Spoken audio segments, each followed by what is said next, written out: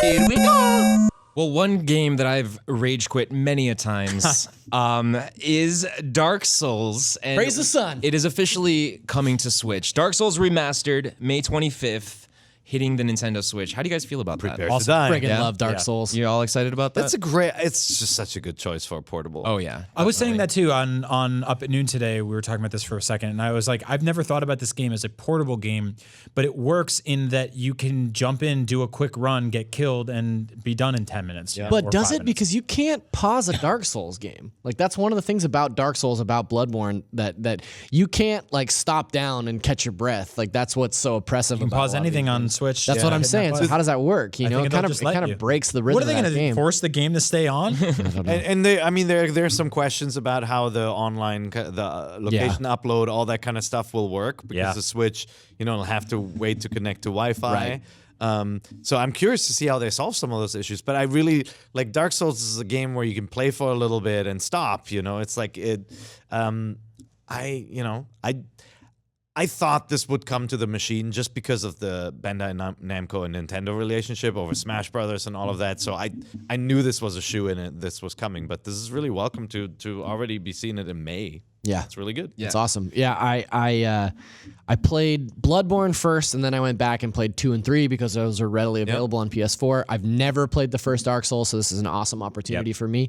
And I also think it's an awesome opportunity for lifelong Nintendo fans who haven't gotten into the series because it gets this comparison a lot, and I know people roll their eyes at it, but to me, Dark Souls has always felt like a spiritual successor to Zelda. Like it has always had a very Zelda feel to it. But loose. Please break me, Zelda. Yeah. You know, like a different. It's a. I mean, it feels like the way that masochistic Zelda Zelda. felt to me when I was a kid. You know, like playing Link to the Past when I was 10 years old was tough as nails. Playing the original Zelda and fighting 5 Stalfos Knights in one room just to get a key that leads to a dead end on the second quest is what Dark Souls feels like. Yeah, I love that game. Like, it's weird for me. A second ago, I was like, I rage quit Donkey Kong Tropical Freeze because the sea lion killed me. And now I'm like, yeah, I'm really excited for Dark Souls. Like, I beat Bloodborne. Like, I love those games. They're brutally difficult, you know, but I don't feel like they're cheap.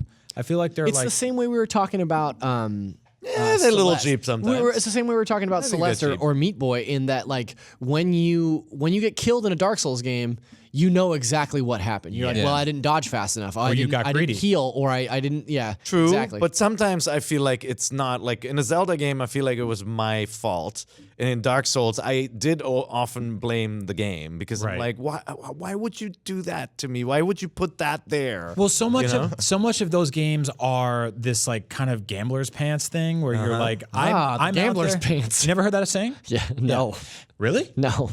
You guys have heard that, right? What the hell is I've the never heard gambler? of Is this gambler's like, pants. No. Oh no, it's like lucky clothes. are you wearing them right now? I'm not gambling. Okay. I don't really like gambling. No, so it's one of those things where like you go Brian's out there. not even wearing pants. I'm not even wearing pants at all. That's why we shoot the show like this. True story. Desk is see-through though, so one day you'll get a surprise.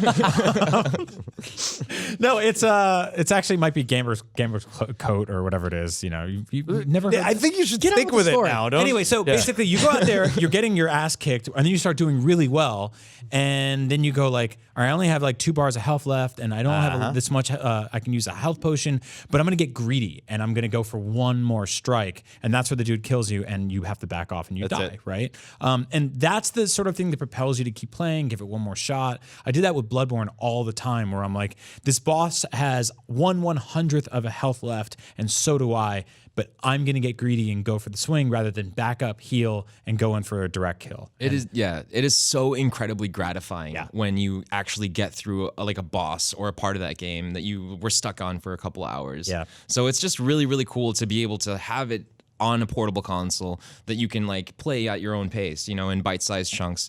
The whole online thing, like Dark Souls, there are a bunch of people out there that never even put their system online to play Dark Souls. That's okay. Yeah. But I can see them working out some sort of a system where like it just auto connects as soon as you boot back up and like you're close to Wi-Fi. It can work. And I'm Well, it has a persistent system where like your loot is left where you die, right? Like Right. Yes. Yeah. Or you know like.